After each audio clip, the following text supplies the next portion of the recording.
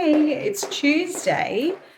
I have just filmed a podcast with the very lovely Morgan Eldrett. She's so lovely. And do you know, it really got my focus back on this whole philosophy about mindset. Okay, now, I've been saying for so long that mindset is absolutely key to everything in your life. And I honestly, truly mean this. Like when I think back to growing SynxBody, one of the biggest challenges I had was that I was constantly in this process of doing and and really stifled my creative side. But the way that I got my creative side back and transformed my company was working on my mindset. So I think just after listening to Morgan talk about the fact how she got her Bikini Pro card as a bodybuilder and what a journey she went on, it was really fascinating because it highlighted the importance that absolutely it was her mind. She did lots of visualization. She worked on her mindset and she really holds it. That self-awareness and mindset was probably the critical mover in what helped her become successful. So really check that episode out. It'll be on in a few weeks. And she's actually going to compete in Japan. So I can't wait to see her journey as she goes for her Pro Card 2. So that was my morning and finally got the unit. So I can say we finally got it. We paid a deposit in the Philippines. If you've been following along, I feel like we're finally making progress with that now, which is great. And do you know, the other thing that I think is so important to talk about this week is the fact, and you're going to have to ignore the fact I haven't even cleaned my kitchen this morning. So this is the kind of thing when you're working from home, you have to have the flexibility to be able to ignore the things around you. You can't be one of these people that is addicted to cleaning or like making sure that everything's done perfect before you start work. So I literally start my morning and once I start work, that's it until I stop. I do not do mess. I don't do housework or any kind of cleaning. And you have to have really good discipline for that working at home.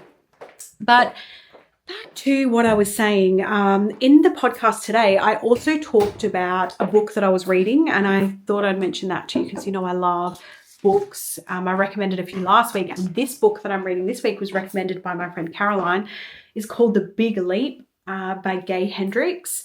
What a great book. The key takeaways that I got from this is that many people in life, before they're about to take a big leap, come across some limiting, I guess they're called ULPs. And basically the idea, let me just find it. I think it's ULPs. Let me just find the name. So just before you're about, so it's called an upper limit problem. And right before you're about to hit your upper limit problem, something will happen. So it might be an injury, it might be sickness, it might be, I don't know, it's like his examples that he used, lots of different things, almost like people clashing in business or chaos in your life. And we can actually get out of it and control it by figuring out what our upper limit problems are.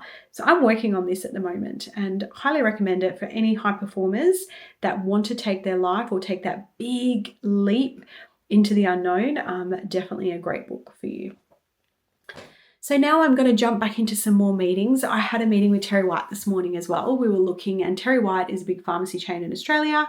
So we're looking at our marketing strategy for next year and it was great to get that finalized. And now I'm about to jump into another meeting with my team. So I'll chat to you later.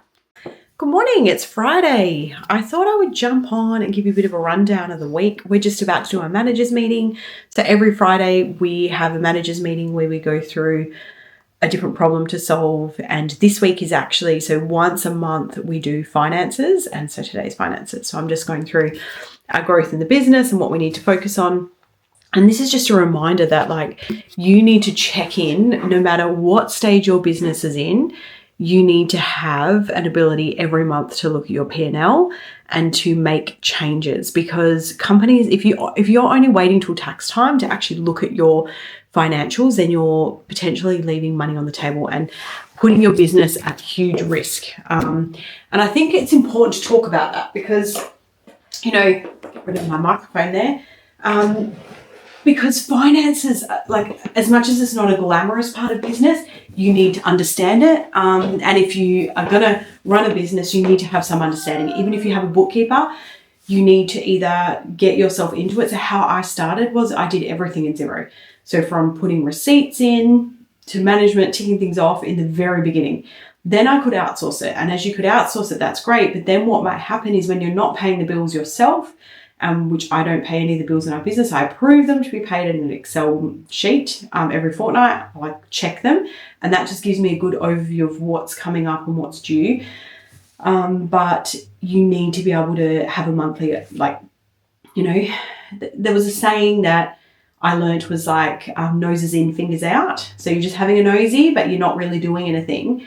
And so once a month, we always look at those figures and see, you know, what's our EBITDA, so our earnings before income tax, and what, you know, what's moving the business. Are we on track with budget? Are we under budget? Are we over budget? Because then I can make moves ahead of time. So if I figure that, you know, our sales are lower than I predicted, then I can make changes to our expenses and vice versa. So we have lots of flexibility in our payments and, you know, the money that we allocate to things. And I do make sure in my budget that I make sure I have a healthy budget. So there's lots of opportunity to make quick decisions, because I think the last thing you want to do is tie yourself into this, like, oh, I can't spend any more money on that for 12 months, because you're not going to grow as a business. But I definitely think if things aren't going how you predicted, you need to be able to be agile enough to make changes quickly. So that's what we always do. And today I've been looking at those figures. We're on track. We're actually sitting quite high. We're nearly at 30% EBITDA, which is really, really good for a business. And we're on track. Even though we're a little bit under what we predicted in sales, we're also really under in expenses. So we're outperforming what we predicted so far, which is good. But I need to keep track of that every single month, because if there's any dips or dives, I need to make changes. Otherwise, we won't stay on track and target for the year. So that's pretty much what we're doing today. And then we've also got social meetings. We've onboarded our new content creator, Josip. You'll get to meet him too. So that was all happening yesterday. We finally went through that whole process. If you've been following along from the beginning, we interviewed so many people, and then we got down to Josip, and he was, exceptional. And I think he's going to make a great addition to the team. So he's starting with us next week, which is great. And yeah, we're just really doubling down now on content, trying to figure out what's working, what's not working, and what's our focus going to be. So that's the main things today. And in the background, I'm still looking at what's our next products. So I've been doing a lot of research, and a lot of that takes time. Like, it takes time trying to research different countries, different technologies, what are the changes, and you have to be abreast of everything. That's why I listen to so many podcasts and read so many books, and just make sure, like, it's not news that I'm looking at. I'm listening to like the biggest leaders in the world. Like, what are they doing? That's the key. Anyway, I've got to jump into my meeting now, but I'll be back to update you later. We are in the managers meeting. Hi, Nikita. Hi. How you going? Hi, Carly. Great. I don't know why my camera. Oh, we can't get your camera on. That's okay. We'll wait for that. I'm just doing a bit of an introduction. I can't see you, but I was just saying that I'm doing my weekly wrap up of what we're doing on this call, and we're doing like finances today. So it's like the once a month where we look at. So Nikita brings all the e-commerce stuff to the table. We look at all her figures, looking at adverts, cost of acquisition per customer, growth rates, like all those kinds of things, what products are selling the most. And then Carly does all the finances. So we're looking at Xero. So that's like profit and loss and our budget and how on track we are. And Brock usually does all the pharmacy sales, but he's actually on the Gold Coast at the moment at a conference. I've been checking on them. They're having a great time. They've just kind of set up and started today for Vantage conference in New Zealand. But how are we, guys? Good. So do you want to kick off, Nikita? You can share your screen and take us through your figures. Lots of figures there. Nikita, you've been very busy. Yep. So I thought I would have a little chat to you about video content. So nobody that I've ever met ever felt really confident in front of a camera until they're practiced. And even I'll tell you now, like, I might do it a lot. Doesn't mean I don't feel awkward or silly sometimes, because I do. But one of the things that's when I went to the Tony Robbins Business Mastery last year in America, one of the amazing guys that I listened to, Todd Hartley from Clarity, was talking about how video connects people so much better. And even in like pitches or interviews, it's great to send like a personal video to them. Now, I started doing this in training because I can't be everywhere. Like, I can't possibly fly to all the trainings. I can't fly to all the conferences anymore. If I can't attend and there's a way that I can send a video, we've tested it out and it actually works really well. So there's actually going to be a training event in New Zealand next week for Canvas Warehouse, and I would have loved to have done it myself, but I also need to be there next month as well, and it's just too much travel, and then we couldn't align the times. So my team in New Zealand are going to do it, which is amazing. I'm so grateful for them. Lindley and Gabby are going to do it.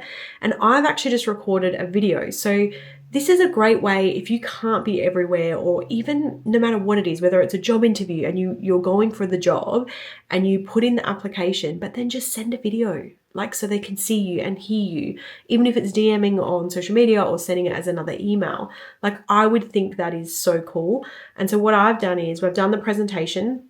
I won't be there, but I've filmed myself, and I'll just show you because I'm just editing at the moment. I filmed myself doing the intro for it, and then I'm going to add it to the presentation. So I'm just in the process now of editing all that. And it's just literally a simple video. It's less than 2 minutes, but all it's doing is saying, hey, I'm Rachel Ferguson. I'm the podiatrist and co-founder of SynxBody. And, wish I could be there, and just get them excited about it. I think the power of just connecting through video and talking to someone like I am right now, it feels like you're talking to them. People feel like they can understand you better and connect with you. So that I'm just going to leave you with that this week. That's probably my biggest push is if you're not comfortable doing videos, practice, because it doesn't matter what industry you're in. Video is the way of the future and you need to get better at it. And it really made me think about how we're not preparing our kids enough for this because there's so many job interviews now that they need to do over video, and I just don't think kids are ready for it. I know my daughter had to do a job interview the other day through videos and she was not up for it. She was really nervous and decided not to do it in the end. And I think we actually need to practice it more. It's like a muscle. The more you build it, the more you do it, the better you get at it. So I'm by no means an expert, but I do keep showing up and trying. And that's what I'm encouraging you to do today. So I hope you've seen those highlights are useful this week, and we will see you next week for another SynxBody Weekly episode.